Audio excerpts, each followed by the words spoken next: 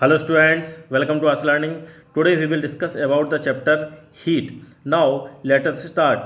तो चलिए हम लोग सबसे पहले बात करेंगे हीट के बारे में कि हीट होती क्या है। तो हीट के बारे में समझेंगे। ये चैप्टर थोड़ा सा लेंदी है तो आपको ध्यान से समझना हो सकता है मैं इसके एक पार्ट और लेके आऊँ। तो ये जो आपका चैप्टर है 2 या 3 पार्ट में हो सकता है। तो आप इसको अब आपका पूरा कंसंट्रेशन कहाँ पर होना चाहिए, यहाँ पर होना चाहिए, क्योंकि अगर चीज़ें आपने स्किप कर दी तो आपको कुछ भी समझ में नहीं आने वाला। तो ध्यान समझिएगा। सबसे पहले हम लोग बात करेंगे हीट होती क्या है। हीट क्या है? Heat is a form of energy. Heat क्या है? एनर्जी का फॉर्म है। हीट क्या होती है? एक एनर्जी का फॉर्म होती है और हमेशा हमेशा ट्रांसफ़र होती है from high temperature to low temperature. कहाँ पे? High temperature to low temperature. या आप बोल सकते हैं कि हॉट बॉडी, अगर आपकी क्या दे रखी है, हॉट बॉडी दे रखी है, हॉट बॉडी से आपकी कोल्ड बॉडी की तरफ क्या होती है, ट्रांसफ़र होती है आपकी हीट। क्लियर है? तो आपको ये पॉइंट क्लियर हो गया होगा कि हीट क्या है। हीट एनर्जी का फॉर्म है और हमेशा ट्रांसफ़र होती है from hot body to cold body, या आप बोल सकते हैं high temperature to low temperature. अब ये जो पॉइंट मैंने बोल तो दिए हैं आपको, हो सकता है आपको समझ में भी आ गए होंगे या नहीं आए होंगे। तो अब इन जो पॉइंट्स जो मैंने आपको बताए हैं सॉरी, ये जो पॉइंट्स मैंने बताए हैं, इन पॉइंट्स को और अच्छे समझने के लिए और अच्छे से समझने के लिए हम लोग चैप्टर के अंदर जाएंगे तो देखेंगे कि heat as a form of energy. तो हीट क्या है? Heat is a form of energy. तो अब जो आपकी हीट है एनर्जी के फॉर्म है। क्या है? एनर्जी का फॉर्म है। तो इसको समझने के लिए कुछ एग्जांपल यहाँ पर दे रखे हैं। अब अच्छे से हम लोग समझेंगे। फर्स्ट जो आपका पॉइंट है वो क्या है? Heat is a form of energy. Heat क्या है? एनर्जी का फॉर्म है। इसको समझेंगे। जैसे कि हम लोग अगर बात करते हैं इन विंटर, अगर सर्दियों की बात करते हैं, सर्दियों में हम लोग या फिर सन के जहाँ पर सनलाइट है वहाँ पर बैठ जाते हैं, या हो सकता है जो हीटर है आपका, हीटर के पास हम लोग बैठ जाते हैं और हम क्या करते हैं, अपने आप को गर्म फील करना स्टार्ट कर देते हैं, है ना। हम लोग गर्मी फील करते हैं, गर्म फील करने लगते हैं। तो आपने यहाँ पर देखा है कि जो हीट है, जो क्या रीज़न होता है कि जो हीट है हम लोग रिसीव कर रहे हैं कहाँ से? सन से, या फिर हीटर से रिसीव कर रहे हैं। क्योंकि हम लोग सर्दियों में क्या करते हैं, या तो सनलाइट में बैठ जाते हैं या फिर हीटर के पास बैठ जाते हैं। तो हम लोग अपने आप को गर्म फील करते हैं। क्यों? क्योंकि क्या रीज़न है? क्योंकि हम लोग हीट रिसीव कर रहे हैं कहाँ से? सन से या फिर हीटर से। क्लियर है? तो अब ये जो आपका आपने देखा है कि जो हीट है, हीट को हम क्या देख सकते हैं? बिल्कुल नहीं देख सकते हैं। हम इसको देख तो सकते नहीं हैं, लेकिन हम फील जरूर कर सकते हैं कि हाँ हमको हीट मिल रही है। क्लियर है? तो हीट क्या है? Heat is a form of energy which which we can feel. हम जिसको सिर्फ फील कर सकते हैं लेकिन हम उसे देख नहीं सकते। क्लियर है? तो ये तो पॉइंट हो गया। अब बात करते हैं सन की। तो सन क्या है? एक बहुत बड़ा सोर्स है एनर्जी का। अगर बात करते हैं, हीट एनर्जी का बहुत बड़ा सोर्स है। वेस्ट आपका क्या है? वास्ट सोर्स है हीट एनर्जी का। तो यहाँ पर क्या है कि जैसे कि अगर अर्थ की बात करते हैं तो अर्थ पे मेनली जितनी भी एक्टिविटी हो रही हैं हीट से रिलेटेड, वो क्या होती है? सारी की सारी वो हीट रिसीव करती हैं। मोस्टली अगर हम बात करते हैं अर्थ पर, तो ज़्यादा आपकी जितनी आपकी एनर्जी के फॉर्म है वो कहाँ से मिल रहे हैं? वो आपकी सन से आती है, सन से एनर्जी वो मिल रही है। क्लियर है? जैसे कि अगर बात करते हैं हीट एनर्जी अगर सन से आ रही है आपकी, और वो क्या करती है, वो जो आपका वाटर है, जैसे वाटर आपका कहीं कहीं पॉन्ड में भी है या लेक में है या आपका सी में है, तो जो आपका वाटर वो क्या हो जाता है? वो वाटर वेपर के फॉर्म में कन्वर्ट हो जाता है, क्योंकि हीट उसने रिसीव की और वाटर के वेपर में वो कन्वर्ट हो गया। तो वाटर वेपर में कन्वर्ट हुआ। इसके बाद क्या होता है कि क्लाउड, जो आपकी क्लाउड है, क्लाउड में फॉर्म हो जाता है। क्लाउड में क्या हो जाता है? कन्वर्ट हो जाता है। फिर इसके बाद फर्दर कंडेंस होता है। फर्दर क्या होता है? कंडेंस्ड होता है, कंडेंसेशन होता है। फिर आपकी जो क्या होती है? रेन होना स्टार्ट हो जाती है। तो आपको ये पॉइंट समझ में आ गया होगा। वाटर साइकिल में आपने बहुत मेनली इसको पढ़ा होगा कि सनलाइट है या जो सन की एनर्जी है या जो हीट एनर्जी है सन की, वो क्या होती है? वो जो आपका वाटर बॉडीज़ हैं उनको क्या कर जो आपकी वाटर बॉडीज़ हैं उनको क्या कर देती हैं? हीटअप कर देती हैं। फिर इसके बाद एवापोरेट हो जाते हैं। एवापोरेट होने के बाद वो क्या होते हैं? वो क्लाउड में कन्वर्ट हो जाते हैं। इसके बाद कंडेंस होने के बाद आपकी क्या हो जाती है? रेनिंग स्टार्ट हो जाती है। आपकी जो बारिश है वो स्टार्ट हो जाती है। क्लियर है? अब इसके बाद देखेंगे कि जो आपके प्लांट्स हैं, प्लांट्स आपके क्या करते हैं? प्लांट्स जो आपकी हीट एनर्जी है सन की, उसका यूज़ करते हैं किसके लिए? फोटोसिंथेसिस। बाय फोटोसिंथेसिस से अपना क्या बनाते हैं? फूड बनाते हैं, खाना बनाते हैं। क्लियर है? तो ये तो आपने क्लास 3rd 4th से पढ़ते चले आ रहे हैं कि फोटोसिंथेसिस करते हैं जो प्लांट। लेकिन अगर आप उनके पास हीट एनर्जी नहीं रहेगी तो कैसे करेंगे? नहीं कर पाएंगे। क्लियर है। तो ये भी पॉइंट आपको समझ में आ गया होगा। और फर्दर चीज़ों को समझेंगे और एग्जांपल देखेंगे। जैसे डेली लाइफ में हम लोग देखते हैं कि अगर सर्दी होती है, आपको सर्दी लग रही है, आप हाथों को अपने रब करना स्टार्ट कर देते हैं, करते हैं ना। आपने अपने हाथों को क्या कर दिया, रब करना स्टार्ट कर दिया। तो आप जैसे ही रब करते हैं तो आप क्या हो जाता है कि आपके हाथ गर्म हो जाते हैं। आप फील करते हैं कि भाई थोड़ी सी गर्मी आ जाती है। तो वहाँ पर क्या होता है कि जो आपकी मैकेनिकल एनर्जी है वो स्पेंड कर रहे हैं आप किस में, जो आपकी मैकेनिकल एनर्जी है वो आप स्पेंड कर रहे हैं किस में, रब करने में। आप अपने हाथों को जो आपके पाल में है उनको रब करने में यूज़ कर रहे हैं। तो जो आपकी मैकेनिकल एनर्जी है वो किस में कन्वर्ट हो जाती है, हीट एनर्जी में कन्वर्ट हो जाती है। तो इस वजह से आप अपने हाथों को गर्म फील करते हैं और आपकी बॉडी भी थोड़ा बहुत जो आपकी एनर्जी है वो ट्रांसफ़र होती है, तो आपकी बॉडी भी थोड़ी बहुत गर्म फील उसको क्या होता है, एनर्जी मिलना स्टार्ट हो जाती है। क्लियर है, क्योंकि मैकेनिकल एनर्जी हीट एनर्जी में कन्वर्ट हो रही है। तो ये भी पॉइंट आपको समझ में आ गया होगा। अब बात करते हैं सिमिलरली एक और पॉइंट है, जैसे कि एग्जांपल है यहाँ पर बर्निंग, ठीक है, बर्निंग कोल या फिर कुकिंग गैस। जो आपकी कुकिंग गैस है या फिर कोल है आपका बर्न हो रहा है, तो यहाँ पर भी आपकी हीट क्या होती है, प्रोड्यूस होती है। क्या होती है, हीट प्रोड्यूस होती है। क्लियर है। तो यहाँ पे भी आपकी हीट एनर्जी जो है प्रोड्यूस हो रही है। लेकिन इसमें होता क्या है, इसमें एक्चुअली में क्या होता है कि जो आपकी केमिकल एनर्जी है, जैसे कि आपकी कुकिंग गैस है या फिर कोल है आपका, तो वहाँ पर जो आपकी केमिकल एनर्जी है वो किस में चेंज होती है, वो आपकी हीट एनर्जी में चेंज होती है। क्लियर है। जब आपने हाथों को आप रब कर रहे हैं तो मैकेनिकल एनर्जी आपकी हीट एनर्जी में कन्वर्ट हो रही थी। लेकिन यहाँ पर आपकी जब आप जो आप कोल को बर्न करेंगे या फिर आप कुकिंग गैस को बर्न करेंगे, तो वो क्या होता है, वहाँ पर आपकी केमिकल एनर्जी किस में कन्वर्ट होती है, किस में चेंज होती है, हीट एनर्जी में चेंज होती है। क्लियर है। अब जैसे कि हम लोग जैसे आपने देखा होगा जो आपकी बल्ब हैं घर में लगे हुए होते हैं, तो वो ग्लो करना स्टार्ट कर देते हैं, ग्लो करना स्टार्ट कर देते हैं। जैसे ही करंट को पास करेंगे तो वो ग्लो करना स्टार्ट कर देते हैं। वहाँ पर क्या होता है, जो आपकी इलेक्ट्रिकल एनर्जी है वो किस में कन्वर्ट होती है, हीट एनर्जी में कन्वर्ट होती है। कैसे, क्योंकि जो आपका जो बल्ब है वो क्या हो जाता है, गर्म हो जाता है, गर्म हो जाता है। आप उसको टच करेंगे तो गर्म हो जाएगा। क्यों गर्म हो रहा है, किस वजह से गर्म हो रहा है, क्या रीज़न है कि वो गर्म हो जा रहा है, क्योंकि आपकी जो इलेक्ट्रिकल एनर्जी है वो हीट एनर्जी में कन्वर्ट हो रही है। ठीक है। तो ये जो सारे एग्जाम्पल्स हैं ये क्या शो कर रहे हैं कि heat is a form of energy. तो इस तरह से आप समझ सकते हैं कि हीट क्या एनर्जी का एक फॉर्म है, एनर्जी का क्या है, फॉर्म है। क्लियर है। अब जैसे कि और देखेंगे चीज़ों को और समझेंगे कि अगर हम लोग टच करते हैं, जैसे कि हॉट वाटर को टच करते हैं तो हम लोग कैसा फील करते हैं कि भाई गर्म है, गर्म फील करते हैं।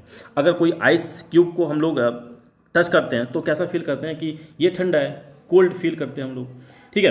तो लेकिन ये क्या है कि जैसे हम लोग टच कर रहे हैं, हम लोग जब टच करते हैं, जैसे कि मान लो हमने हॉट वाटर को टच किया, तो जैसे हमने वाटर को टच किया, हॉट वाटर को टच किया या फिर कोल्ड वाटर को टच किया, ठीक है, तो इसमें क्या रहता है कि यहाँ पर मैंने हॉट वाटर को टच किया, तो हॉट वाटर को टच किया तो हीट एनर्जी फ्लो होती है कहाँ से, हॉट वाटर टू जो आपका हैंड है, आपके हाथ में आपकी हीट एनर्जी ट्रांसफ़र होती है, आपकी बॉडी में हीट एनर्जी ट्रांसफ़र होती है। जैसे कि हम लोग आइस को टच करते हैं तो हमारी बॉडी की जो एनर्जी है वो कहाँ ट्रांसफ़र होती है, आइस के अंदर ट्रांसफ़र होती है। इन दोनों पॉइंट को समझिएगा।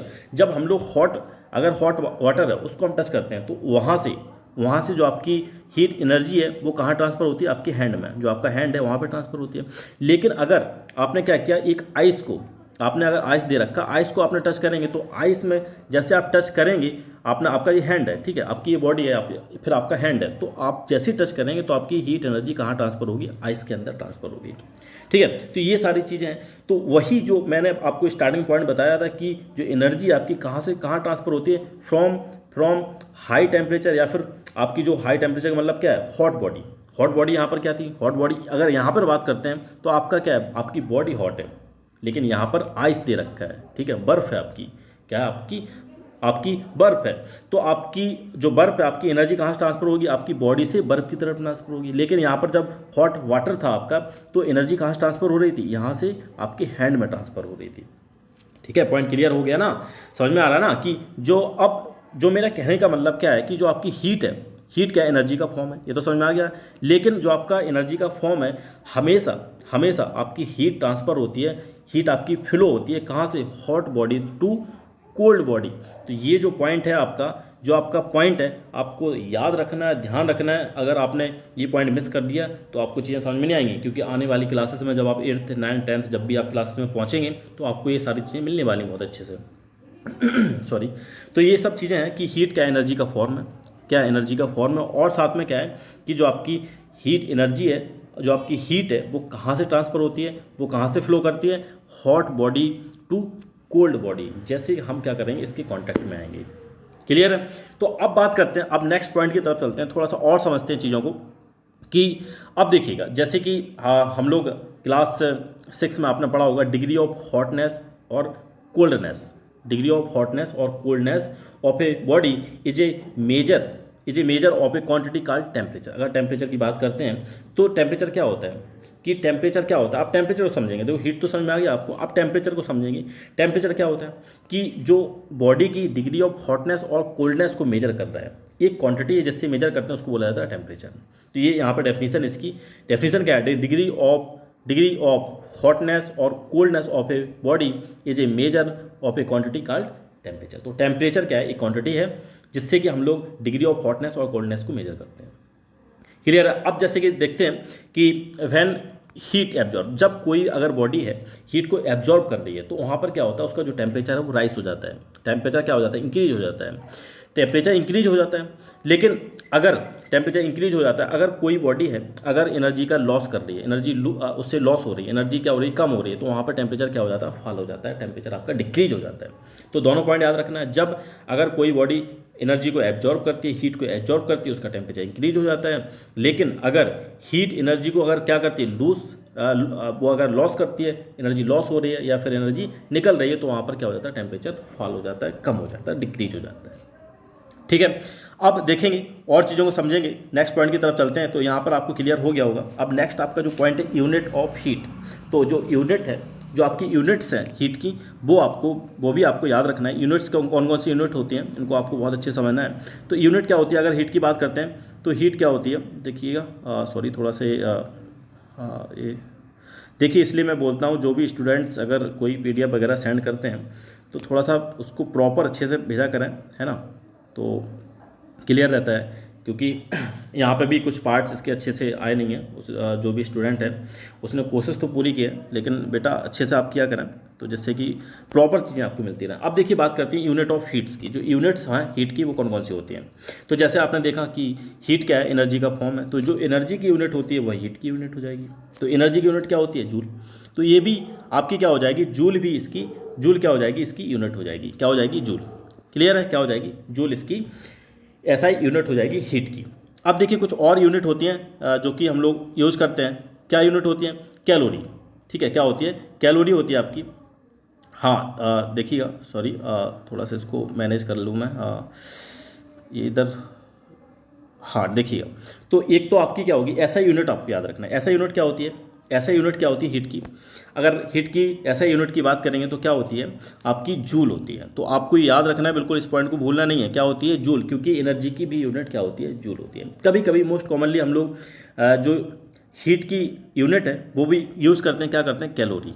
क्या करते हैं, कैलोरी या फिर किलो कैलोरी यूज़ करते हैं। इसका जो सिंबल है, सिंबल कैसे, KCAL, इस तरह से इसको डिनोट करते हैं, और इसको कैलोरी को CAL से डिनोट करते हैं, और जूल को कैपिटल J आपका होता है, उससे हम लोग डिनोट करते हैं। ठीक है, तो यूनिट आपको ध्यान रखना है। और अब जो आपका मोस्ट इंपॉर्टेंट आपका पॉइंट है वो क्या है, कि कभी कभी आपसे पूछ लिया जाता है कि आप डिफाइन करें 1 कैलोरी को, आप डिफाइन करें। तो 1 कैलोरी ये आपका काफ़ी इंपॉर्टेंट पॉइंट है, इसको आपको ध्यान रखना है कि 1 कैलोरी आप कैसे डिफाइन करेंगे।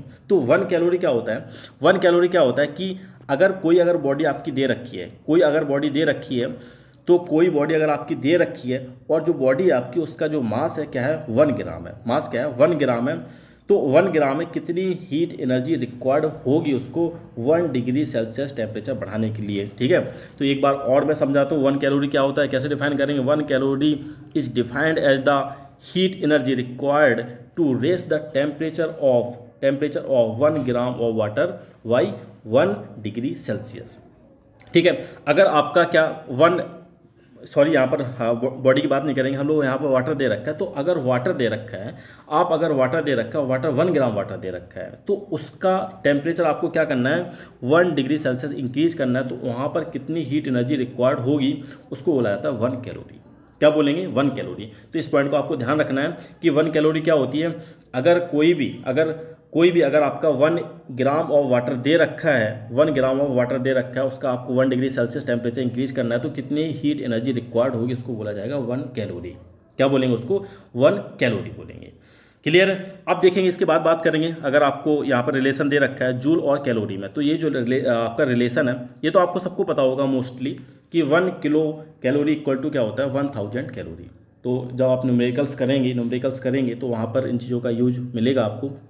तो 1 किलो कैलोरी जैसे 1 किलोग्राम होता है, ठीक है, 1 किलोमीटर होता है, तो 1 किलोमीटर में क्या होता है 1000 मीटर होता है। तो यहाँ पर भी दे रखा है 1 किलो कैलोरी, तो यहाँ पर भी आपका क्या हो जाएगा 1000 कैलोरी हो जाएगा।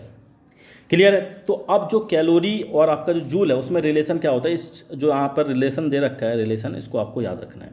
1 कैलोरी इक्वल टू क्या होता है 4.2 जूल। तो ये जो रिलेशन है आपका ये काफ़ी न्यूमेरिकल्स में आपको यूज में आएगा, या आपसे डायरेक्ट पूछ लिया जाएगा कि what is the relation between the joule and calorie. तो आपको ये लिखना है 1 कैलोरी इक्वल टू क्या होता है 4.2 जूल। क्या होता है 4.2 जूल। अब अगर आपसे जूल में पूछा जाए तो 1 जूल इक्वल टू आप निकाल सकते हैं 1/4.2 हो जाएगा, तो नियरली इतना आता है, कितना आएगा आपका 0.24 कैलोरी। ठीक है, तो आपको ये याद रखना है। चलिए अब बात करते हैं, अब तो हीट के बारे में कई सारी चीज़ें हो चुकी, काफ़ी सब कुछ हो चुका है, आपको समझ में आ गया होगा पूरा हीट। अब देखेंगे इसके बात करेंगे टेम्परेचर के बारे में समझेंगे। तो टेम्परेचर आपने देखा था कि एक क्वांटिटी है जो कि मेजर करती है degree of hotness and coldness. ठीक है, तो अब इसको देखेंगे, जैसे कि अगर डेली लाइफ में हम लोग देखते हैं, अगर बॉडी आपको दे रखी है, अगर आपको बॉडी दे रखी हैं, तो वो अगर आपकी हॉट बॉडी है, कोल्ड बॉडी है, तो हम लोग कैसे, अगर हॉट बॉडी है, कोल्ड बॉडी है, तो हम लोग उसको कैसे, कुछ वर्ड्स हम लोग यूज़ करते हैं, जैसे कि वेरी कोल्ड या चिली, उसको बोलते हैं चिल है, काफ़ी चिल्ड है, ऐसे बोलते हैं ना। तो अगर कोल्ड बॉडी है या फिर वार्म है या ल्यूक वार्म है, कम वार्म है, या आपकी हॉट या वेरी हॉट, तो इस तरह से जो चीज़ें हैं हम लोग इनको बोलते हैं। अगर बॉडी आपकी दे रखी है वार्म है या फिर कोल्ड है, तो इस तरह दे रखी है। जैसे मान लो एक आपका दे रखा है लंप ऑफ आइस, अगर आपका आइस का मतलब कुछ, मान लो एक ब्लॉक है, टुकड़ा है एक आइस का आपका, ठीक है, उसको टच करेंगे तो हम लोग क्या बोलेंगे, हम लोग फील करते हैं, कोल्ड फील करते हैं, और हम लोग बोलते हैं कि भाई ये क्या है, आइस ठंडा है, कोल्ड है। अगर हम सिमिलरली अगर बात करते हैं, वाटर को टच करते हैं, गीजर से हम लोगों ने वाटर निकाला, उसको टच करेंगे और हम लोग फील करेंगे वहाँ पे कैसे गर्म फील करते हैं, और हम लोग बोलते भी हैं कि ये वाटर कैसा है आपका, हॉट वाटर है, बोलते हैं ना हॉट वाटर है। तो लेकिन हम क्या कर रहे हैं, हम टच करके हम सेंस तो कर पा रहे हैं कि भाई हॉट है या फिर कोल्ड है, लेकिन क्या हम बता पा रहे हैं कितना हॉट है कितना कोल्ड है, क्या हम बता पा रहे हैं जो आपकी बॉडी है, जो आपकी बॉडी कितनी कोल्ड है कितनी हॉट है, ये सब बता पा रहे हैं, नहीं बता पा रहे हैं ना। जैसे कि एक एक्टिविटी यहाँ पर दे रखी है, एक्टिविटी को और थोड़ा समझेंगे। एक्टिविटी दे रखी है, यहाँ पर क्या दे रखा है, आपके वेसल्स दे रखे हैं, 2 वेसल्स दे रखे हैं, ए और आपका बी वेसल्स दे रखा है। एक में क्या आपका कुछ आइस पड़ा हुआ है और दूसरे में आपका वाटर है, एक में आइस है दूसरे में वाटर है। अब हम लोगों ने क्या किया, 1 बाई 1 इसमें क्या करेंगे, हम इसको अपनी जो फिंगर्स उसमें पुट करेंगे, टच करके देखेंगे, तो जो आइस वाला जहाँ पर आइस है, जिसमें आइस है उसमें देखेंगे तो हम लोग वहाँ पर क्या फील करेंगे, कोल्ड फील करेंगे। मीन्स वेसल आपका फर्स्ट है उसमें हम कोल्ड फील करेंगे। लेकिन अगर वेसल अगर 2 में हम लोग क्या अपनी अगर फिंगर्स को अगर पुट करेंगे रखेंगे तो वहाँ पर हम लोग हॉट फील करेंगे। लेकिन एग्जैक्टली क्या हम बता पा रहे हैं, कि कितना हॉट है कितना कोल्ड है वाटर, नहीं बता पा रहे हैं। टच करने से हम लोग ये सब नहीं बता सकते कि कितना हॉट है या कितना कोल्ड है, लेकिन हाँ हम लोग सेंस कर सकते हैं कि हॉट है या फिर कोल्ड है, लेकिन हम एग्जैक्टली नहीं बता सकते कि कितना हॉट है और फिर कितना कोल्ड है, ये सब हम नहीं बता सकते। ठीक है, तो अब जब नहीं बता पा रहे हैं तो क्या मतलब है इसका, ठीक है, अगर हम लोग नहीं बता पा रहे हैं तो अब जैसे देखेंगे कि हम सेंस करके बता तो सकते हैं कि भाई ये कोल्ड है या फिर हॉट है, लेकिन हम ये नहीं बता पा रहे हैं कि कितना हॉट है कितना कोल्ड है। तो यही चीज़ बताने के लिए, यही चीज़ फाइंड करने के लिए एक साइंटिफिक लैंग्वेज है जिसको बोला जाता है टेम्परेचर, जिसको क्या बोलते हैं, टेम्परेचर। तो टेम्परेचर ही है जो बताता है डिग्री ऑफ कोल्डनेस और degree of hotness of a body. किसी भी बॉडी की हॉटनेस और कोल्डनेस की डिग्री बताता है, ये बताता है कितना कोल्ड है और कितना हॉट है। कोई भी अगर बॉडी आपकी कितनी हॉट है कितनी कोल्ड है वो हम लोग किससे एक्सप्रेस करेंगे, वो टेम्परेचर से हम लोग उसको बताएंगे। जैसे कि अगर दे रखा है, अगर आइस दे रखा है, जैसे आइस क्या होता है कोल्ड, जैसे हम लोग टच करेंगे उसको कोल्ड फील करेंगे, हम लोग ठंडा फील करेंगे। ठीक है, तो इसका मतलब क्या होता है, जो आइस है आपका उसका जो टेम्परेचर है हमारी जो बॉडी से वो कम है, टेम्परेचर क्या हमारी बॉडी से कम है। अगर हम लोग वाटर को टच करेंगे, अगर हम लोग जो वाटर आपने निकाला गीजर से निकाला उसको टच करेंगे तो हम लोग उसको जब टच करेंगे हॉट फील करेंगे, लेकिन उसका मतलब क्या होता है, जो गीजर से आपने वाटर निकाला है वो उसका टेम्परेचर हाई होता है अपनी बॉडी से क्या होता है, हाई रहता है।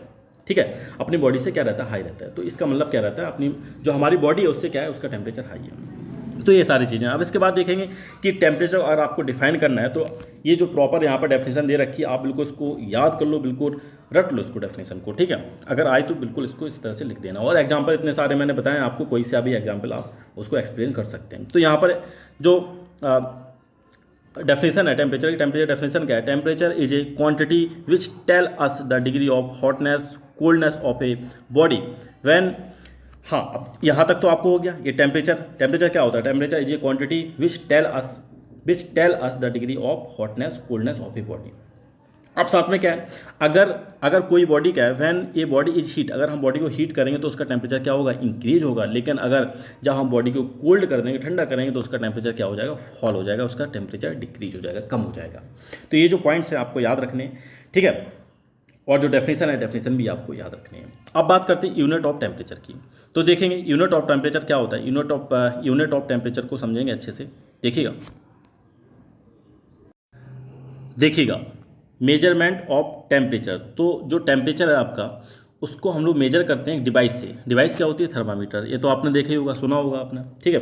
तो थर्मामीटर से क्या करते हैं? टेम्परेचर को मेजर करते हैं। नॉर्मली आपने हो सकता है इसको थर्मामीटर को देखा भी होगा। ऐसा नहीं है कि आप जाते हैं जैसे डॉक्टर वगैरह के पास जाते हैं तो वहाँ पर भी वो टेम्परेचर आपका चेक करता है। किससे करता है? थर्मामीटर से चेक करता है। तो एक जो आपकी डिवाइस है जिससे हम लोग क्या कर रहे हैं? टेम्परेचर को मेजर कर रहे हैं, वो क्या आपकी थर्मामीटर है। तो थर्मामीटर किस पे वर्क करता है? थर्मामीटर आपका वर्क करता है on thermal expansion of liquid. अब ये थर्मल एक्सपेंशन होता क्या है, इसको थोड़ा सा हम लोग आगे अभी समझेंगे, बस आप याद रखिएगा। हाँ, थर्मल एक्सपेंशन पर ये वर्क करता है। तो मोस्ट कॉमन जो थर्मोमीटर होता है वो क्या होता है? जो हम लोग यूज़ करते हैं लेबोरेटरी में, उसको बोला जाता है मरकरी थर्मामीटर। मीन्स उसमें जो लिक्विड होता है वो क्या होता है? मरकरी होता है, ठीक है। तो इसलिए उसको बोला जाता है मरकरी थर्मोमीटर। क्या बोला जाता है? Mercury thermometer.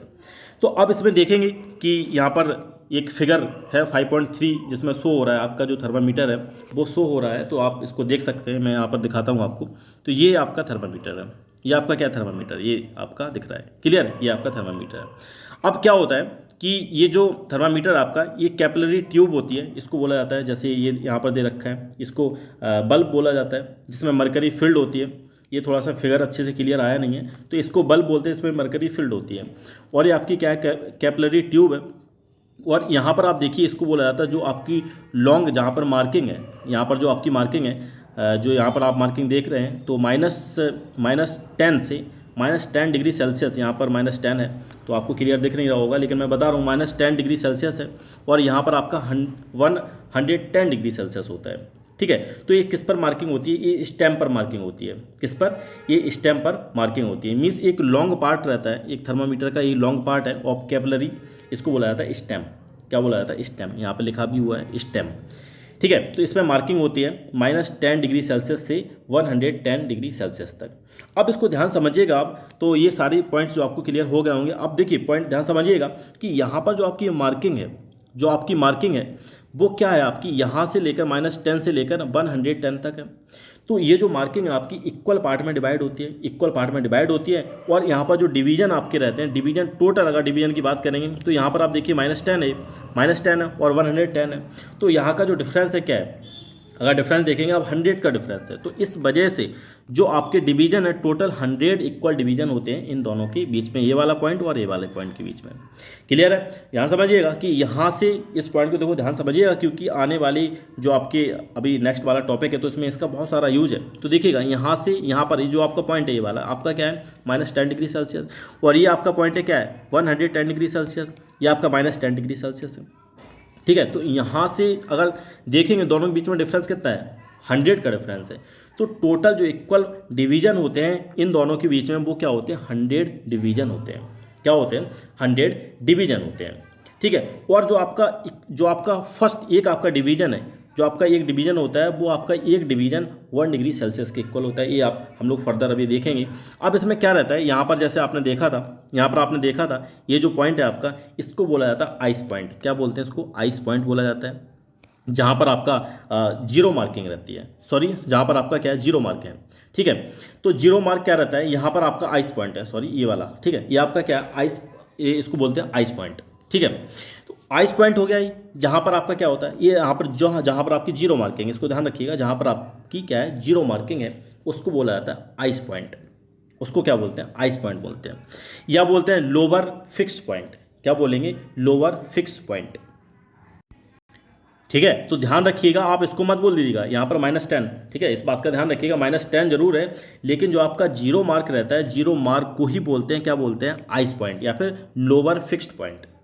क्लियर है, लोअर फिक्स्ड पॉइंट बोलते हैं। अब देखिएगा, जब आप क्या करते हैं, जब इसको जो आपका बल्ब है उसको क्या करते हैं, मेल्टिंग आइस में रखते हैं, मेल्टिंग आइस में रखते हैं, तो आपको ये वाला पॉइंट आपको मिल जाएगा। कहाँ पर रखते हैं, मेल्टिंग आइस में रखते हैं। ठीक है, क्योंकि 0 डिग्री पे क्या होता है, 0 डिग्री पे आपका क्या रहता है, जो आइस है आपका आइस फॉर्म्ड होता है या फिर आइस आपका मेल्ट होता है। क्लियर है, तो 0 डिग्री सेल्सियस। अब देखेंगे, अगर बात करते हैं जो आपका 100 मार्क है, जो आपका यहाँ पर दे रखा है, यहाँ पर 100 मार्क है। ठीक है, 110 की बात नहीं कर रहे हैं, 100 मार्क की बात कर रहे हैं। इसको बोला जाता है, इसको बोलते हैं स्टीम पॉइंट या फिर अपर फिक्स्ड पॉइंट। तो दोनों पॉइंट आपको याद रखना है। लोअर वाले को बोलते हैं, लोअर वाले को आइस पॉइंट बोलते हैं या फिर लोअर फिक्स्ड पॉइंट बोलते हैं, और यहाँ पर 100 वाले को बोलते हैं स्टीम पॉइंट या फिर अपर फिक्स्ड पॉइंट। क्लियर है, तो यहाँ पर क्या होता है, यहाँ पर ये जो पॉइंट आपको कैसे मिलेगा, जब आपको मिलेगा जब आप क्या करेंगे, जो बल्ब है, ये जो आपका बल्ब है, इसको किस में पुट करेंगे, इसको बॉइलिंग वाटर में आप क्या करेंगे, इसको रखेंगे। ठीक है, तो ये पॉइंट्स हैं आपको याद रखने हैं। अब देखेंगे कुछ चीज़ें और समझेंगे। सबसे पहले अब देखेंगे इसके बारे में, देखेंगे कि कैसे हम लोग मेजर करते हैं, कि जैसे आपको अगर बॉडी का टेम्परेचर मेजर करना है, जैसे आपका अगर फीवर वगैरह हो जाता है, आप डॉक्टर के पास जाते हैं, तो डॉक्टर क्या करता है, आपकी बॉडी का जो टेम्परेचर है थर्मामीटर से चेक करता है, मेजर करता है। तो अगर आपको करना है तो आप कैसे करेंगे, मान लो आपके घर पे थर्मामीटर है, कैसे करेंगे आप, तो आप क्या करिए, जो आपके पास थर्मामीटर है, थर्मामीटर आपने लिया उसको, ठीक है, आप उसको कॉन्टैक्ट, अपने बॉडी कॉन्टैक्ट में रखिए। नहीं तो कभी कभी लोग क्या करते हैं, जीभ के नीचे रख लेते हैं ना, आपकी जो टंग है उसके नीचे रख लेते हैं या मुंह में दबा लेते हैं, तो आप उसको वहाँ पर दबाइए। जब जैसे आप दबाएंगे तो क्या होगा, जो आपकी मरकरी होगी वो जो आपकी कैपिलरी है उसमें राइस होना स्टार्ट हो जाएगी। तो थोड़ी देर आप वेट करिए, जब तक आप वेट करिए जब तक कि जो आपका मरकरी है वो स्टेबल लेवल ना आ जाए, मतलब स्टेबलाइज ना हो जाए। लेवल ऐसा नहीं कि ऊपर नीचे हो रहा और आपने निकाल दिया उसको, स्टेबल आपका जो लेवल है वो हो जाना चाहिए मरकरी का। फिर इसके बाद आप क्या करिए, उसको निकालिए और बिल्कुल आप सामने से देखिएगा, बिल्कुल हॉरिजॉन्टल जो आपकी आई है वो क्या होनी चाहिए, हॉरिजॉन्टल लाइन में होनी चाहिए, तभी आप रीडिंग है प्रॉपर अच्छे से बता पाएंगे। तो वहाँ पर आप फिर चेक करिए कि जो आपका मरकरी लेवल है कहाँ तक पहुँचा है। तो वहाँ से आप जो आपका स्टैम्प वहाँ पर मार्किंग है, स्टैम्प में आपकी मार्किंग है, उससे आप चेक कर सकते हैं कि कितना आपका बॉडी का टेम्परेचर है, कितना आपका बॉडी का टेम्परेचर है। तो ये सब हो गया। अब इसके बाद देखेंगे यहाँ पर एक एक्टिविटी और दे रखी है जिसमें कि वाटर का टेम्परेचर को मेजर किया गया है। वाटर को क्या किया, फील्ड किया गया। एक बीकर है, बीकर में क्या कर आपका बीकर है, बीकर में क्या कर दिया, फील्ड कर दिया गया वाटर को। तो अब यहाँ पर क्या करना है, आपका जो टेम्परेचर है वाटर का वो मेजर करना है। तो आपने क्या किया, थर्मामीटर को इसमें पुट कर दिया। अब ध्यान रखिएगा जो थर्मामीटर आपने पुट किया है वो टच नहीं होना चाहिए, ऐसा नहीं, जो आपका बीकर है उसकी जो वॉल है उससे टच नहीं होना चाहिए। ठीक है, इस बात का ध्यान रखना है आपको। अब आप थोड़ी देर वेट करिए, जब तक आपको वेट करना है जो आपका मरकरी का लेवल है वो राइज होने के बाद एक स्टेबल पोजीशन पर आ जाए, मीन्स स्टेशनरी पोजीशन पर आ जाए, स्टेबल हो जाए आपका जो आपका मरकरी का लेवल है वो क्या हो जाए, स्टेबल हो जाए। तो जैसे स्टेबल हो जाए फिर आप वहाँ से देखिएगा, वहाँ से चेक कर लीजिए कि कहाँ तक आपका जो मरकरी का लेवल है वो पहुँचा है। तो वहाँ से आप टेम्परेचर फाइंड कर सकते हैं किसका, वाटर का। मान लो नॉर्मल कंडीशन में आपका टेम्परेचर कितना आएगा, 30 डिग्री सेल्सियस, इतने इसके आसपास टेम्परेचर आएगा। तो इस तरह से आप चेक भी कर सकते हैं, किसका, वाटर का आप चेक कर सकते हैं। जैसे अपनी बॉडी का चेक कर सकते हैं आप। तो ऐसे जो आप थर्मामीटर से आप क्या कर सकते हैं, मेजर कर सकते हैं टेम्परेचर को। अब इसके बाद बात करते हैं, नेक्स्ट पॉइंट की तरफ चलते हैं। नेक्स्ट पॉइंट आपका क्या है कि बात करते हैं कि नेक्स्ट पॉइंट की बात करते हैं, स्केल ऑफ थर्मामीटर। तो स्केल ऑफ थर्मामीटर की बात करेंगे तो यहाँ तक आपको सब चीज़ क्लियर हो गई होंगी। हाँ, तो स्केल से पहले देखेंगे कि कुछ चीज़ें और रह गई हैं क्या, शायद नहीं है। हाँ ठीक है, अब इसके बाद देखेंगे कि आपने यूनिट देखा था, जो टेम्परेचर की यूनिट थी। हाँ, यूनिट आपने समझ ली थी, सारी यूनिट भी आपने देख ली थी। मेरे हिसाब से मैंने यूनिट बताई नहीं, इसकी यूनिट एक बार और आप ध्यान से समझ लीजिएगा। यूनिट क्या बताई थी मैंने, मुझे याद नहीं, लेकिन मैं एक बार रिपीट कर दे रहा हूँ। यूनिट मैंने क्या बताई थी, यूनिट को थोड़ा सा ध्यान समझिएगा। यूनिट्स मैंने क्या बताई थी आपको टेम्परेचर की। यूनिट क्या होती है, यूनिट आपकी जो मोस्ट कॉमनली हम लोग यूज करते हैं यूनिट, आपको कहीं कहीं दिखा भी होगा कि डिग्री सेल्सियस है ना, किस में दिखता है आपको, डिग्री सेल्सियस में दिखता है, जो कि जनरली हम लोग यूज़ करते हैं इसका डिग्री सेल्सियस, कि आज कितना डिग्री सेल्सियस टेम्परेचर है, आजकल कितना डिग्री सेल्सियस टेम्परेचर था। तो जो जनरली हम लोग किस में देखते हैं, डिग्री सेल्सियस में देखते हैं। लेकिन क्या होता है, जो एसआई यूनिट होती है जो कि आपको काफ़ी इंपॉर्टेंट है आपकी, ये पूछने को आ जाती है, यूनिट ऑफ टेम्परेचर पूछने को आ जाती है कि क्या होती है, केल्विन होती है। टेम्परेचर की जो यूनिट है वो क्या होती है, केल्विन होती है। तो आपको ये याद रखना है।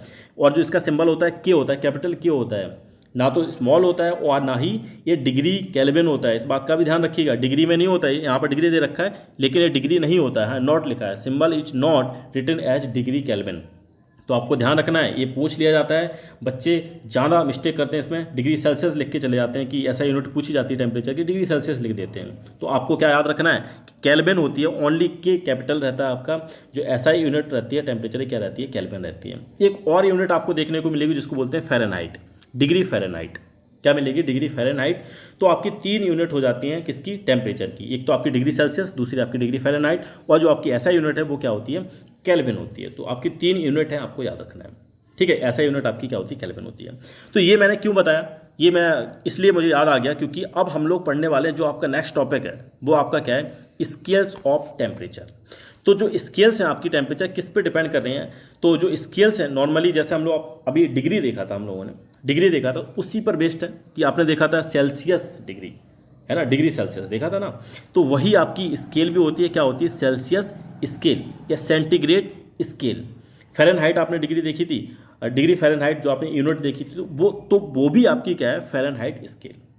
तो आपकी जो जनरली जो हम लोग यूज़ करते हैं स्केल टेम्परेचर की, जो जनरली हम लोग यूज़ करते हैं कौन कौन सी, आपकी सेल्सियस स्केल, फ़ारेनहाइट स्केल और केल्विन स्केल। इसी की हेल्प से आपकी यूनिट आती हैं सेल्सियस, डिग्री सेल्सियस, कौन सी आती है, डिग्री सेल्सियस, डिग्री फ़ारेनहाइट और केल्विन, ठीक है। तो अब एक एक करके इनको समझेंगे। सबसे पहले बात करेंगे एक स्केल, आपकी जो फर्स्ट स्केल है सेल्सियस स्केल की बात करेंगे। इसको सेंटीग्रेड भी स्केल बोला जाता है। तो एक जो साइंटिस्ट थे, कौन थे, एक स्वीडिश एस्ट्रोनॉमर थे, सॉरी एक एस्ट्रोनॉमर थे। तो एस्ट्रोनॉमर इनका नाम था सेल्सियस। तो सेल्सियस ने अपने नाम पे ही इसको इंट्रोड्यूस किया है, तो अपना नाम ही इसको दे दिया, इन्होंने इंट्रोड्यूस किया था। स्वीडिश ये एस्ट्रोनॉमर थे, तो इन्होंने अपने नाम पे ही इसको क्योंकि इन्होंने क्या किया, इंट्रोड्यूस किया था, इस वजह से इस स्कूल को इंट्रोड्यूस किया था, इस वजह से इन्होंने अपना ही नाम दे दिया। आप लोग भी कर सकते हैं, कोई भी चीज़ इन्वेंट करिए, है ना, कोई भी इन्वेंट करिए या फिर कोई इंट्रोड्यूस करिए, कोई भी चीज़ रिसर्च करिए, तो आप भी अपना उसको अपना नाम दे सकते हैं। तो ऐसे ही लोग पहले जो एस्ट्रोनॉमर्स होते हैं, साइंटिस्ट होते थे, अपने ही नाम दे देते थे। तो ये था, इनके नाम से ही इसका नाम आ गया, ठीक है, सेल्सियस स्केल। नाउ अब क्या होता है, जो आपने देखा था लोअर पॉइंट था, जो आपका जो आइस पॉइंट था, आपका जो आइस पॉइंट इन्होंने मार्क किया किस पर, 0 डिग्री सेल्सियस पर। और जो स्टीम पॉइंट था, जो स्टीम पॉइंट था उसको मार्क किया 100 डिग्री सेल्सियस पे। और इन दोनों के बीच में जो इंटरवल थे इक्वल डिवीजन थे, इक्वल पार्ट ऑफ डिवीजन थे, कितने, 100 इक्वल पार्ट ऑफ डिवीजन इन्होंने इस पर रखे, ठीक है। जो इक्वल इंटरवल है इन दोनों के बीच में, इक्वल जो इंटरवल्स हैं उनको इन्होंने बनाया किस किस पॉइंट के बीच में, आइस पॉइंट और स्टीम पॉइंट के बीच में। तो इन्होंने जो डिवीजन बनाए किसके, कितने डिवीजन थे, इक्वल 100 डिवीजन बनाए, किसके, जो इनके बीच में इंटरवल थे। अब ईच डिवीजन जो कि किसके इक्वल था, ईच डिवीजन जो कि किसके इक्वल होगा, 1 डिग्री सेल्सियस के। जैसे यहाँ पर दे रखा है, ये 0 डिग्री दे रखा है, ये आपका 0 डिग्री दे रखा है, ये आपका 100 डिग्री दे रखा है। तो यहाँ से उन्होंने किस तरह से डिवीजन बनाया, 1 2 3 4 5 इस तरह से डिवीजन बनाते चले गए, ये सारे इक्वल हैं, 100 तक बनाए। अगर एक डिवीजन की बात करेंगे तो वो क्या होगा, 1 डिग्री सेल्सियस के इक्वल होगा। तो ये पॉइंट सारे आपको याद रखना है। जैसे आप देखेंगे, आप मेजर कर रहे हैं, ठीक है, आप मेजर कर रहे हैं, तो वहाँ पर अगर 1 आपका जो डिवीजन आ गया तो इसका मतलब क्या है, 1 डिग्री सेल्सियस टेम्परेचर आपका हो गया। तो इस तरह से जो डिवीजन उन्होंने इस तरह से उनको क्या किया है, उनको जो इंटरवल है उन्होंने बनाए थे, ठीक है, इस स्केल के अंदर। तो अब बात करते हैं फ़ारेनहाइट स्केल। तो फ़ारेनहाइट स्केल क्या है देखेंगे। तो फ़ारेनहाइट स्केल भी इंट्रोड्यूस की थी किसने की थी, एक साइंटिस्ट थे, इन्होंने भी अपना नाम दे दिया, जिनका नाम था फ़ारेनहाइट। ये भी एक फ़ारेनहाइट है, तो इन्होंने अपना उसको स्केल को अपना ही नाम दे दिया। अब क्या होता है, तो इसको जनरली यूज़ करते हैं कहाँ पर, क्लिनिकल जो पर्पज़ रहते हैं उनमें इसका यूज़ किया जाता है। अब इसमें जो आइस पॉइंट जो आपको याद रखने हैं, मेन 2 पॉइंट है आपके, आइस पॉइंट और स्टीम पॉइंट, लोअर पॉइंट और अपर पॉइंट, ठीक है। तो दोनों आपको जो पॉइंट याद रखने हैं, यहाँ पर जो आइस पॉइंट, जैसे ऊपर वाले में भी देखा आपने सेल्सियस स्केल में, इसमें भी आपको याद रखना आइस पॉइंट क्या होता है। आइस पॉइंट आपका होता है किस पर, आइस पॉइंट जो आपका रहता है 32 डिग्री फ़ारेनहाइट पर रहता है, और जो आपका स्टीम पॉइंट है वो मार्क रहता है किस पर, 212 डिग्री सेल्सियस पर। इसमें भी इक्वल इंटरवल होते हैं। जैसे इंटरवल आपको निकालना है तो इंटरवल निकालने का मैं अच्छा तरीका बता रहा हूँ आपको, आप जो फाइनल वैल्यू उससे इनिशियल वैल्यू को सब्ट्रैक्ट कर दीजिए। तो यहाँ से आप 212 से सब्ट्रैक्ट करेंगे इसको 32 को, तो कितना आ जाएगा आपको 180, ये यहाँ पर आ जाएगा। तो 180 इक्वल डिवीजन में इन्होंने क्या किया, उसको इंटरवल बनाए और ईच जो इंटरवल था आपका, ईच डिवीजन था, वो किसके इक्वल था, वो किसके इक्वल था, वो 1 डिग्री फ़ारेनहाइट के इक्वल था।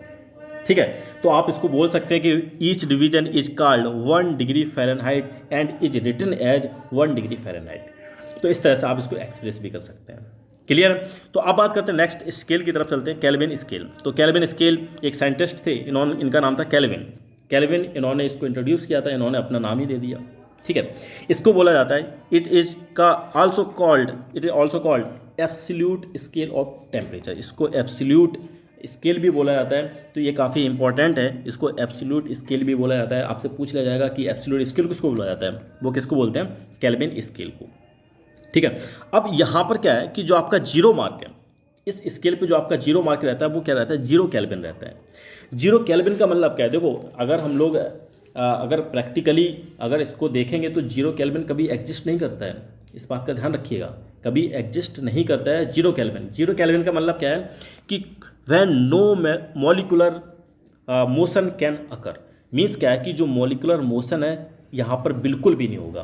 तो ऐसा कभी पॉसिबल है ही नहीं, कभी पॉसिबल नहीं है कि मॉलिक्यूलर मोशन ना हो।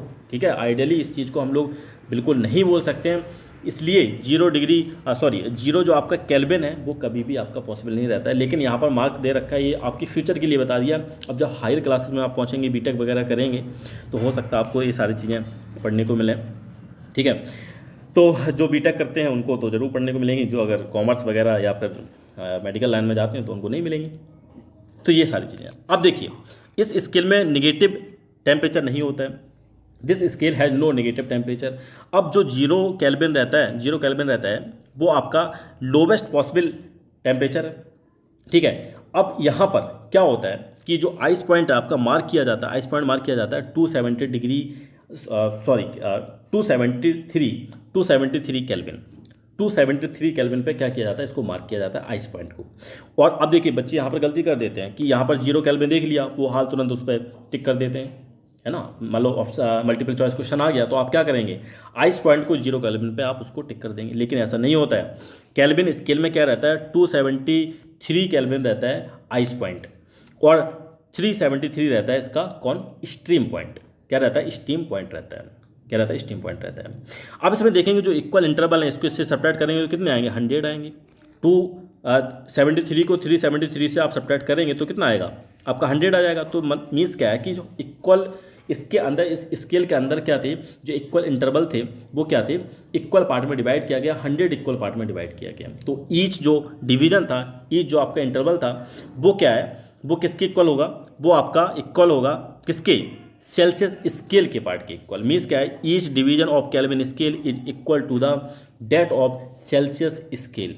ये अब यहाँ पे तो उल्टा ही आ गया, क्यों, सेल्सियस स्केल में क्या था, वहाँ पे भी था, वहाँ पर आपने देखा था 1 डिग्री सेल्सियस था। ठीक है, यहाँ पर क्या हो जाएगा आपका 1 केल्विन हो जाएगा, है ना। तो इस तरह से आप उसको डिवाइड कर सकते हैं और ईच जो आपका डिवीजन है उसको भी आप निकाल सकते हैं। तो ये सारी चीज़ें हैं। अब इसके बाद बात करेंगे, देखो यहाँ पर जो स्केल है तीनों को कंबाइन बनाया गया, तो आप इसको और प्रॉपर अच्छे समझ सकते हैं। तो यहाँ पर दे रखा है जो आपका आइस पॉइंट है और स्टीम पॉइंट है, थोड़ा सा फिगर क्लियर नहीं है तो आप समझ सकते हैं। स्टीम पॉइंट है आपका, ये आपका आइस पॉइंट है। तो ये सेल्सियस स्केल है, ये आपकी फ़ारेनहाइट स्केल है, ये आपकी केल्विन स्केल है। तो यहाँ पर देखिए आइस पॉइंट आप 0 डिग्री पर है, यहाँ पर 32 डिग्री फ़ारेनहाइट पर है, यहाँ पर 273 केल्विन पर है। अगर आप स्टीम पॉइंट की बात करेंगे 100 डिग्री सेल्सियस पे, ये 212 डिग्री फ़ारेनहाइट पर है, और यहाँ पर आपका 373 केल्विन पर है। तो अगर इक्वल डिवीजन की बात करेंगे, ये 100 है आपके, ये 180 है, और ये आपके 100 केल्विन। तो इस तरह से आप समझ सकते हैं ये आपकी इक्वल डिवीजन है। तो ये जो पॉइंट्स हैं आपको याद रखने हैं, तो सारे पॉइंट्स आपको याद रखने हैं, क्योंकि लोअर जो आपका आइस पॉइंट है या आपका स्टीम पॉइंट है, ये तो आपको याद होना ही चाहिए, और इसके डिवीजन भी याद होने चाहिए। तो ये सारी चीज़ें। अब इसके बाद बात करेंगे, ये यहाँ पर टेबल भी दे रखी है, तो टेबल से भी आप याद कर सकते हैं, समझ सकते हैं, कोई प्रॉब्लम नहीं है। तो अब देखिए, जो अब आपका जो न्यूमेरिकल पोर्शंस रहता है, जो जहाँ पर आपके क्वेश्चंस आ जाते हैं, न्यूमेरिकल्स आ जाते हैं, वो किस पर बेस्ड रहेंगे, वो आपके इनके रिलेशन पर बेस्ड रहेंगे। किस पर रहेंगे, रिलेशन पर बेस्ड रहेंगे। तो आपको रिलेशन इनके पता होना चाहिए। तीनों स्केल के क्या रिलेशन होते हैं, सबसे पहले बात करेंगे सेल्सियस और केल्विन स्केल के बारे में। तो सेल्सियस और केल्विन स्केल के बारे में बात करेंगे, तो आपने देखा था सेल्सियस स्केल पर, देखिए ध्यान से देखिएगा, तो जो सेल्सियस जो आपका आइस पॉइंट है यहाँ पर 0 डिग्री सेल्सियस था, और यहाँ पर 273 केल्विन था। मीन्स 0 डिग्री सेल्सियस पर आपको क्या मिलेगा, 273 केल्विन मिलेगा आपको, इस बात का ध्यान रखिएगा। तो यहाँ पर अगर आपको दोनों के बीच में रिलेशन चाहिए, सेल्सियस और केल्विन के बीच में रिलेशन चाहिए, तो आप क्या करेंगे, 0 डिग्री में अगर आपका टेम्परेचर दे रखा है, डिग्री सेल्सियस में दे रखा है, तो उसमें आप क्या करेंगे, 273 को आप क्या कर सकते हैं, ऐड कर सकते हैं। 273 क्या कर सकते हैं, ऐड कर सकते हैं, तो आपको क्या मिल जाएगा, केल्विन मिल जाएगा। आपको क्या मिल जाएगा, केल्विन मिल जाएगा। तो यहाँ पर भी रिलेशन दे रखा है कि अगर टेम्परेचर आपका दे रखा है, इसको याद कर लीजिए बिल्कुल, अगर आपको टेम्परेचर दे रखा है, डिग्री सेल्सियस में दे रखा है, अगर आपको केल्विन में उसको फाइंड करना है, तो आप क्या करेंगे, उसमें 273 को ऐड कर देंगे। क्या करेंगे, 273 को आप नॉर्मली आप क्या करेंगे, सिंपली आप उसको ऐड कर देंगे, तो आपको किस में मिल जाएगा, जो आपको टेम्परेचर है वो केल्विन में मिल जाएगा। मीन्स टेम्परेचर आपको किस पे मिल जाएगा, केल्विन स्केल पर मिल जाएगा। क्लियर है, ठीक है। तो अगर डिग्री सेल्सियस दे रखा है तो आप उसमें 273 ऐड कर दीजिए, आपको केल्विन स्केल पर टेम्परेचर मिल जाएगा।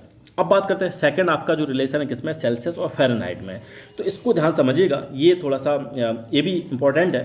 देखो है तो सारे इंपॉर्टेंट आपके एग्जाम पॉइंट ऑफ व्यू से, और साथ में आपके जो क्वेश्चंस होते हैं, न्यूमेरिकल्स होते हैं, उनके लिए सारे इंपॉर्टेंट है आपके। तो अब इसमें देखेंगे कि जो आपका आइस पॉइंट रहता है वो क्या रहता है। अगर डिग्री सेल्सियस की बात करेंगे तो 0 डिग्री सेल्सियस पर 32 डिग्री फ़ारेनहाइट रहता है। यहाँ पर भी आप देख सकते हैं, तो देखेंगे यहाँ पर कि जो दे रखा है यहाँ पर डिग्री सेल्सियस और फ़ारेनहाइट, तो 0 डिग्री सेल्सियस पे क्या रहता है, 32 डिग्री फ़ारेनहाइट रहता है, और आपका 100 डिग्री सेल्सियस पे 212 डिग्री फ़ारेनहाइट रहता है। तो आप यहाँ से भी समझ सकते हैं। तो यहाँ पर ये आपका दे रखा है। तो दोनों चीज़ें, आइस पॉइंट भी दे रखा है, स्टीम पॉइंट भी दे रखा है। अब देखिएगा, अगर आपको रिलेशन इन दोनों के बीच में फाइंड करना है, तो आपको जो डिवीजन है डिग्री सेल्सियस पे, आपको पता होना चाहिए किसके बीच में, कि 1 डिवीजन ऑफ डिग्री सेल्सियस में कितने फ़ारेनहाइट आपके रहता है, कितना फ़ारेनहाइट रहता है। तो इसको निकालने के लिए, इसको समझने के लिए यहाँ पर कुछ दे रखा है। जैसे कि आपने देखा था 100 डिवीजन रहते हैं, सेल्सियस स्केल पर 100 डिवीजन रहते हैं, लेकिन फ़ारेनहाइट स्केल पर रहते हैं 180 डिवीजन। तो अगर आपको 1 डिवीजन निकालना है, यहाँ से आपको 1 डिवीजन निकालना है, जैसे यहाँ पर आपको 1 डिवीजन निकालना है, तो आप क्या करेंगे, 100 से इसमें डिवाइड कर देंगे। 100 से आप डिवाइड कर देंगे तो 1 डिवीजन ऑन सेल्सियस स्केल आपका निकल आएगा। वो किसके इक्वल होगा, वो आपका डिवीजन ऑन फ़ारेनहाइट स्केल निकल आएगा। तो आपने थोड़ा सा यहाँ पर सिंप्लीफाई करेंगे, सिंप्लीफाई करने के बाद 9/5 डिवीजन ऑन फ़ारेनहाइट स्केल, तो 9/5 डिवीजन आ जाएगा। तो अब यहाँ से आप देखिए, आप अगर आपको क्या निकालना है, फ़ारेनहाइट निकालना है, तो फ़ारेनहाइट अगर आपको निकालना है, तो आपने देखा था कि 0 डिग्री जो आपका सेल्सियस था वहाँ पर 32 फ़ारेनहाइट आ रहा था। तो आप 32 को और ऐड कर दीजिए, तो यहाँ से आप फ़ारेनहाइट निकाल सकते हैं। तो 9/5 डिग्री सेल्सियस प्लस 32, यहाँ से आप फ़ारेनहाइट निकाल सकते हैं। लेकिन अब थोड़ा सा इसको फर्दर आप सिंप्लीफाई करेंगे। यहाँ तक तो आपको समझ में आ गया होगा। बताइए कोई प्रॉब्लम, अगर कोई भी प्रॉब्लम है तो आप रिपीट करके इसको देखिएगा, और कोई भी चीज़ में अगर दिक्कत तो आप कमेंट कर सकते हैं, ठीक है। विदाउट कोई हेजिटेशन आप कमेंट कर सकते हैं। अगर आप इसको फर्दर सिंप्लीफाई करेंगे, तो सिंप्लीफाई करने के बाद आपका आता क्या है, जो आपका रिलेशन आता है वो क्या होता है, ये जो रिलेशन यहाँ पर दे रखा है, degree Celsius upon 5 equal two degree Fahrenheit minus 32/9। तो आपको याद रखना है, किसी भी तरह आप इसको याद करें, लेकिन याद कर लीजिएगा, जो भी न्यूमेरिकल्स आएंगे आपकी इसी पर बेस्ड आएंगे या फिर पुराने वाले पर बेस्ड आएंगे। तो क्या रहेगा इसमें, C/5, इस तरह से भी आप याद कर सकते हैं। C/5 equal to F minus 32/9। ये आपका क्या रहेगा, ये आपका रिलेशन है डिग्री सेल्सियस और डिग्री फ़ारेनहाइट के बीच में। तो यहाँ पर बहुत सारे एग्जांपल दे रखे हैं, जिसको मैं नहीं बताऊंगा, अपने आप से करिएगा। सॉल्यूशन भी दे रखा है। यहाँ पर आपको 0 डिग्री सेल्सियस को फ़ारेनहाइट में कन्वर्ट करना है, तो डायरेक्ट फार्मूला पुट करिएगा और उनको सिंप्लीफाई करिएगा। यहाँ पर भी एक एग्जांपल दे रखा है। अब आपको डिग्री सेल्सियस से फ़ारेनहाइट में कन्वर्ट करना है, तो वैल्यू रखिएगा और उनको सॉल्व करते चले जाइएगा। एक और एग्जांपल शायद दे रखा है, हाँ ये भी दे रखा है। Normal body temperature 98.6 degree Fahrenheit होता है, उसको सेल्सियस में आपको चेंज करना है, ठीक है। तो सेल्सियस में चेंज करना है, 37 डिग्री सेल्सियस आएगा आपका। तो ये आपका आ गया 37 डिग्री सेल्सियस। अब आपको क्या करना, वाटर का जो नॉर्मल टेम्परेचर रहता है वो क्या आपका 30 डिग्री सेल्सियस है, उसको फ़ारेनहाइट में चेंज करना है आपको। तो वो क्या आएगा 86 डिग्री फ़ारेनहाइट। इस तरह से आप उसको कर सकते हैं। अब इसके बाद देखेंगे तो आपको दोनों चीज़ें याद रखनी है। दोनों आपको जो रिलेशन है डिग्री सेल्सियस और केल्विन में, और साथ में आपका जो फ़ारेनहाइट है और डिग्री सेल्सियस में, आपको दोनों याद रखने हैं। तो अब देखेंगे, अब बात करते हैं, इसकी बात करते हैं। अब जो नेक्स्ट पॉइंट है आपका, नेक्स्ट टॉपिक क्या है, इफ़ेक्ट्स ऑफ हीट। हीट का जो इफेक्ट्स है, क्या क्या इफेक्ट्स होते हैं हीट के, उनकी बात करेंगे। तो जो हीट के इफेक्ट्स हैं क्या क्या हो सकते हैं, तो देखेंगे heat produce mainly the following 3 effects. तो जो हीट है आपकी 3 इफेक्ट्स मेनली प्रोड्यूस करती है। क्या क्या करती है, टेम्परेचर में चेंज हो जाता है, ठीक है। बॉडी का आपका जो टेम्परेचर वो चेंज हो जाएगा, ठीक है, हीट के एक क्या है, हीट के ही इफेक्ट है, हीट की वजह से ही हो रहा है। तो टेम्परेचर क्या हो जाता है, बॉडी का चेंज हो जाता है, और साथ में शेप और साइज भी चेंज हो सकता है बॉडी का, और स्टेट भी चेंज हो सकती है बॉडी की। ये सारे क्या है, हीट के इफेक्ट हैं, आपको तीनों याद रखने हैं। ठीक है, अब एक एक करके इनको समझेंगे। टेम्परेचर कैसे चेंज होता है, टेम्परेचर बॉडी का कैसे चेंज होता है, तो आपने देखा था पीछे भी मैंने आपको बताया था कि टेम्परेचर कैसे चेंज होता है। टेम्परेचर अगर बॉडी का आपका चेंज कैसे होता है, अगर आपने हीट कर दिया, मीन्स आपने हीट इंक्रीज कर दी, आपने किसी बॉडी को हीटअप कर दिया, तो वहाँ पर क्या हो जाएगा, टेम्परेचर राइज हो जाएगा, टेम्परेचर आपका इंक्रीज हो जाएगा। लेकिन अगर आप उसको कूल करेंगे, कोल्ड कर देंगे, तो क्या हो जाएगा, टेम्परेचर उसका फॉल हो जाएगा, कम हो जाएगा। ठीक है, अब क्या होता है, जो टेम्परेचर बॉडी का चेंज हो रहा है वो डिपेंड करता है, किस चीज़ पर डिपेंड करता है, कि कितनी हीट आप उसको इम्पार्टेड कर रहे हैं, कितनी हीट आप रिलीज कर रहे हैं, या फिर ठीक है कितनी हीट दे रहे हैं, या फिर कितनी हीट आप ले रहे हैं, कितनी क्वांटिटी पे भी डिपेंड करता है। और साथ में किस पे डिपेंड करता है, साथ में डिपेंड करेगा किस चीज़ का जो आपकी बॉडी है किस मटेरियल की बनी हुई है। ठीक है, तो और साथ में क्या करेगा कि कितना मास है बॉडी का, छोटी है बड़ी है, कितनी बड़ी है, उस पर डिपेंड कर रहा है। ठीक है, तो ये सारे जो 3 पॉइंट हैं आपकी, इन पर डिपेंड करेगा, अगर आपकी जो बॉडी का टेम्परेचर चेंज हो रहा है, इन तीनों पॉइंट पर डिपेंड करेगा कि कितनी आपने हीट दी है या कितनी आप ले रहे हैं, और मटेरियल किस मटेरियल की बॉडी आपकी बनी हुई है, या उसका मास क्या है। ठीक है, तो ये सारे पॉइंट्स हैं, आपको ध्यान रखने हैं। अब बात करते हैं कि जो साइज है बॉडी का वो भी चेंज हो सकता है, साइज भी बॉडी का चेंज हो सकता है। कैसे चेंज हो जाता है, तो देखिए अगर आप क्या करेंगे, हीट करेंगे, बिल्कुल अगर आप हीट करेंगे बॉडी को, तो क्या हो जाएगा, वो एक्सपेंड होती है। कोई भी बॉडी अगर आप हीट करेंगे तो हमेशा क्या होगी, वो एक्सपेंड होगी। क्या होगी, एक्सपेंड होगी। तो जैसे आप हीट करेंगे तो एक्सपेंड होगी, अगर आप कूल करेंगे, उसे कोल्ड कर देंगे, तो क्या होगी, कॉन्ट्रैक्ट हो जाती है। क्या हो जाती है, कॉन्ट्रैक्ट हो जाती है। ये सारे जो एग्जांपल हैं, ये जो यहाँ पर जैसे आपने टेम्परेचर इंक्रीज किया तो क्या हो रहा है कि बॉडी की एक्सपेंड हो रही है। ये किसका एग्जांपल है, इसको बोला जाता है, ये किसकी वजह से होता है, ये थर्मल एक्सपेंशन की वजह से होता है, और थर्मल एक्सपेंशन का ही ये पार्ट है। ठीक है, जैसे मैंने आपको ऊपर बताया था कि थर्मल एक्सपेंशन आपको मिलेगा। थर्मल एक्सपेंशन क्या होता है कि जैसे अगर किसी बॉडी को आपने हीट किया तो हमेशा क्या होगी, एक्सपेंड होती है। जैसे आपने देखा है कि आपके घर के बाहर जो रोड वगैरह बने होते हैं, तो जब रोड बनते हैं तो बीच में स्पेस छोड़ दिया जाता है, या ब्रिज वगैरह बनते हैं तो उसमें भी स्पेस छोड़ दिया जाता है, क्योंकि जो समर के टाइम में क्या होता है, अगर एक्सपेंड हो तो कोई भी उसमें क्रैक्स वगैरह ना आए, इस वजह से डैमेज और बहुत बड़े बड़े जो एक्सीडेंट हैं वो क्या हो जाते हैं, रुक जाते हैं। तो वहाँ पर एक्सपेंशन, जैसे आपने देखा है कि इस तरह से जैसे आपके रोड बने होते हैं, इस तरह से स्पेस छोड़ दिया जाता है, बीच में कुछ भर दिया जाता है, फिल्ड कर दिया जाता है, लेकिन स्पेस जरूर छोड़ा जाता है। ठीक है, इसलिए स्पेस छोड़ा जाता है कि अगर ये गर्मी में जो आपका समर टाइम होता है उसमें अगर एक्सपेंड करें तो ये कवर कर ले जाए, और अगर कॉन्टैक्ट करे सर्दियों में तब भी कोई इफेक्ट ना पड़े, क्योंकि यहाँ पे स्पेस तो है ही। तो ऐसा ही रहता है, ब्रिज वगैरह भी बनते हैं वहाँ पे भी ऐसा होता है कि ब्रिज में जहाँ पर भी ब्लॉक वगैरह हैं वहाँ पे स्पेस छोड़ा जाता है, जिससे कि एक्सपेंशन और कॉन्ट्रैक्शन की वजह से क्रैक्स ना आए।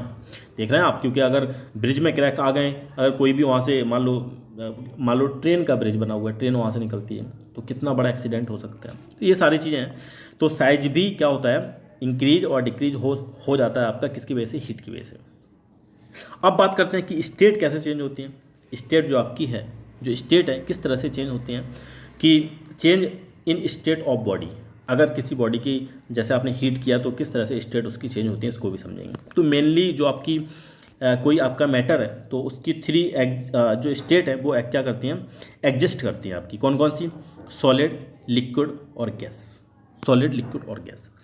तो अब जो आपकी जो स्टेट आपकी चेंज होती है from one state to another state at constant temperature, उनको बोला जाता है, जो प्रोसेस है, जो आपकी प्रोसेस है, process of change from one state to another state at constant temperature, इसको बोला जाता है चेंज ऑफ स्टेट।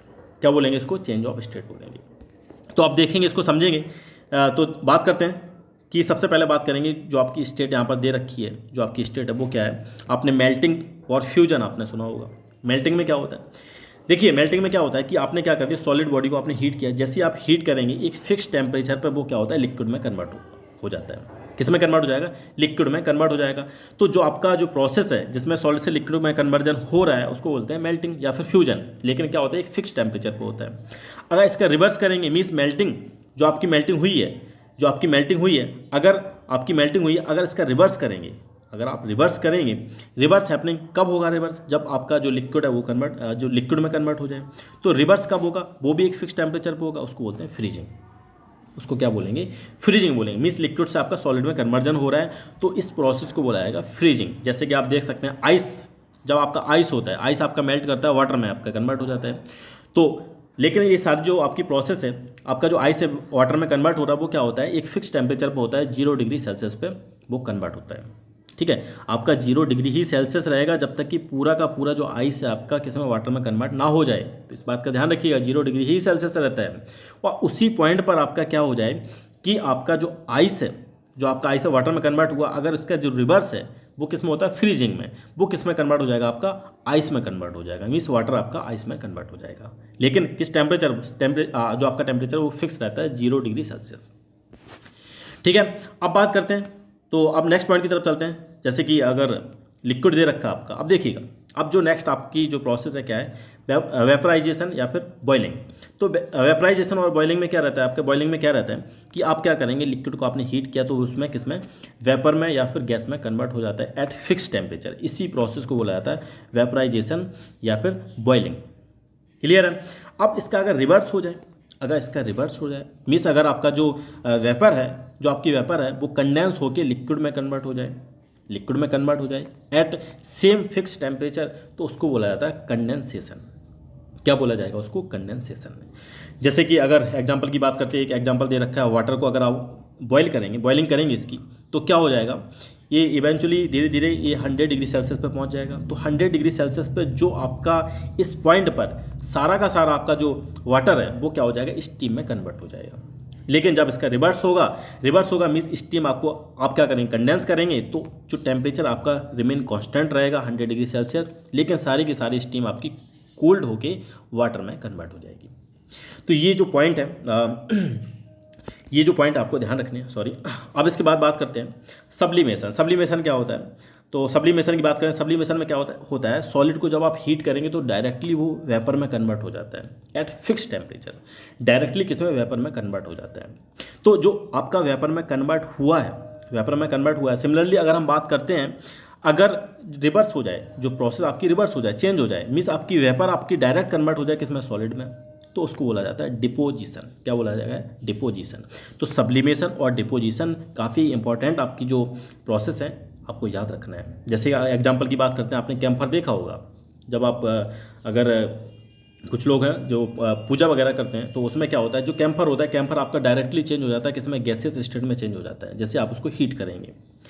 ठीक है, जब आप उसको कूल करेंगे तो किसमें, सॉलिड स्टेट में कन्वर्ट हो जाएगा। तो ये जो है आपका किसका है, सब्लिमेशन और डिपोजिशन का एग्जाम्पल है। अब बात करते हैं, अब नेक्स्ट पॉइंट की तरफ चलते हैं। नेक्स्ट पॉइंट क्या है आपका, नेक्स्ट पॉइंट देखें। अब ये जो पॉइंट है आपका बहुत इंपॉर्टेंट पॉइंट है, उसको ध्यान समझिएगा। आप बहुत अच्छे से डीपली इसको पढ़ेंगे, क्लास 8, 9, 10 में भी पढ़ेंगे इसको। तो क्या होता है कि अगर जो आपकी स्टेट चेंज हो रही है, लिक्विड से गैस में चेंज हो रही है, गैस में चेंज हो रही है, लेकिन लिक्विड से आपकी क्या, गैस में आपकी चेंज हो रही है, वो अगर ऑल टेम्परेचर पे चेंज हो रही है। अब यहाँ पे देखिए, आपकी फिक्स टेम्परेचर नहीं है, ऑल टेम्परेचर, किसी भी टेम्परेचर पे, उसको बोला जाता है एवापोरेशन। क्या हो रहा है, एवापोरेशन हो रहा है। अब जो एवापोरेशन हो रहा है वो क्या होता है, थोड़ा सा डिफर होता है बॉइलिंग से। आपका बॉइलिंग में क्या होता है, बॉइलिंग में जैसे आपने देखा था फिक्स टेम्परेचर रहता है, लेकिन एवापोरेशन में क्या रहता है, सभी टेम्परेचर पे एवापोरेशन जो आपकी प्रोसेस है वो होती रहती है, ऑल टेम्परेचर पे।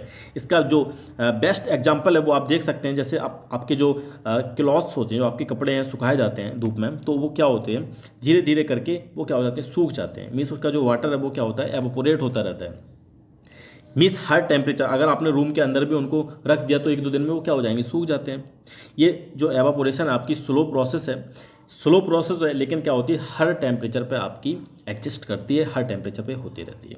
लेकिन अगर हम बॉइलिंग की बात करते हैं, बॉइलिंग आपकी क्या रहती है, रैपिड प्रोसेस रहती है, बहुत स्पीड में प्रोसेस होती है। यहाँ पर आप देख सकते हैं इसका जो फिगर है, तो यहाँ पर ओवरऑल सब कुछ दे रखा है कि सॉलिड से आपकी किस में कन्वर्जन हो रहा है, गैस में, तो उसको बोला जाएगा सब्लिमेशन।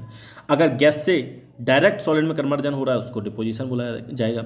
सॉलिड से लिक्विड में कन्वर्जन हो रहा है तो वहाँ पर क्या होती है, हीट आपकी एब्जॉर्ब होती है, उसको बोला जाएगा मेल्टिंग। और अगर लिक्विड से आपका सॉलिड में कन्वर्जन हो रहा है तो उसको बोला जाएगा फ्रीजिंग, जहाँ पर हीट आपकी रिजेक्ट होती है। अगर लिक्विड से आपका गैस में कन्वर्जन हो रहा है तो उसको बोला जाएगा वेपराइजेशन, लेकिन यहाँ पर क्या होती है, हीट आपकी एब्जॉर्ब होती है। लेकिन अगर गैस से आपका लिक्विड में कन्वर्जन हो रहा है तो हीट आपकी रिजेक्ट होगी और यहाँ पर आपका कंडेंसेशन होगा। तो ये वो आपकी सारी प्रोसेस है, ओवरऑल सारी दे रखी हैं, तो आप इसको यहाँ समझ सकते हैं। अब बात करते हैं नेक्स्ट पॉइंट, जो आपका नेक्स्ट पॉइंट है क्या है, लेटेंट हीट। तो लेटेंट हीट जो आपका पॉइंट है यहाँ पर एंड में दे रखा है, लेकिन आपका आ जाता है डायरेक्ट 1 नंबर, या आपका 1 नंबर में आपका पूछ लिया जाएगा या 2 नंबर में आपका पूछ लिया जाएगा, या आपको डिफाइन करने के लिए पूछ लिया जाएगा लेटेंट हीट क्या होती है। तो लेटेंट हीट क्या रहती है, जब आपकी स्टेट चेंज होती है, जब आपकी स्टेट चेंज होती है, मीन सॉलिड से लिक्विड में जा रहा है मान लो, तो वो क्या होती है, फिक्स टेम्परेचर पर होता है। तो वहाँ पर जो आपकी हीट है या तो आपकी एब्जॉर्ब हो रही होगी या फिर आपकी रिलीज हो रही होगी, लेकिन उस हीट पर जो आपका टेम्परेचर वो फिक्स रहता है। आपने देखा जब आपकी स्टेट चेंज होती है तो ये टेम्परेचर क्या रहता है, फिक्स रहता है, लेकिन हीट कुछ ना कुछ आ रही है, कुछ ना कुछ जा रही है ना, कुछ ना कुछ हीट आपकी गेन हो रही है, कुछ ना कुछ रिलीज हो रही है, आपकी एब्जॉर्ब हो रही है, कुछ ना कुछ रिलीज हो रही है। तो जो आपकी हीट रहती है वहाँ पर आपका क्या रहता है, फिक्स टेम्परेचर रहता है, लेकिन आपकी स्टेट चेंज हो रही है, उसको बोलते हैं लेटेंट हीट। क्या बोलते हैं, लेटेंट हीट बोलते हैं। तो इस हीट पर, ये जो आपकी हीट है, इस पर क्या होता है, स्टेट आपकी चेंज हो रही होती है। मीन्स आप बोल सकते हैं आपका फेस चेंज हो रहा है, मीन्स सॉलिड से लिक्विड जा रहा है या फिर लिक्विड से सॉलिड में जा रहा है, या गैस से लिक्विड में जा रहा है या फिर लिक्विड से गैस में जा रहा है, लेकिन वो क्या रहता है, फिक्स टेम्परेचर पर रहता है। और आपका क्या होता है, जो आपकी हीट एब्जॉर्ब या रिलीज हो रही होती है उसको बोलते हैं लेटेंट हीट। क्या बोलते हैं, लेटेंट हीट। तो ये जो पॉइंट थे यहाँ तक आपको सारी चीज़ें क्लियर हो गई होंगी। अब देखेंगे, अब देखिएगा कि अब मैं इस पार्ट को यहीं तक रखता हूँ। जो आपका नेक्स्ट पार्ट है वो थर्मल एक्सपेंशन की बात करेंगे, क्योंकि ये थोड़ा सा लेंदी वीडियो हो जाएगा, काफ़ी लेंदी चैप्टर है, काफ़ी बड़ा चैप्टर है। तो आप इसको पढ़िएगा अच्छे से, और मैं कोशिश करूँगा जल्दी से जल्दी इसका सेकंड पार्ट भी अपलोड कर दूँगा। नाउ अगर आपको अच्छा लगता है तो लाइक ज़रूर किया करिए। अगर आप लाइक करते हैं तो मुझे भी पता चलता है कि हाँ आप लोगों को अच्छा लग रहा है, और अच्छे से अच्छा कंटेंट बनाने की कोशिश करता हूँ फिर, और मैं पढ़ाने की कोशिश करता हूँ और भी सब्जेक्ट। तो आप लाइक ज़रूर किया करिए, और अपने फ्रेंड्स हैं जो आपके फ्रेंड्स, उनमें जो कोचिंग या ट्यूशन वगैरह नहीं ले पा रहे हैं, या फिर उनके पास इतना मनी नहीं, इतना पैसा नहीं है जैसे कि ट्यूशन और कोचिंग वो ले पा रहे हैं, तो आप उनको भी शेयर कर सकते हैं। और कभी भी आप बिल्कुल फ्री हैं, कभी भी कुछ भी आप, अगर आपको क्वेरी है तो उसको भी आप पूछ सकते हैं, विदाउट कोई हेजिटेशन उसको भी आप पूछ सकते हैं। ठीक है, कमेंट करिएगा, जब भी मैं फ्री हूँगा ज़रूर आपका रिप्लाई करूँगा। Now thank you for watching, thank you very much.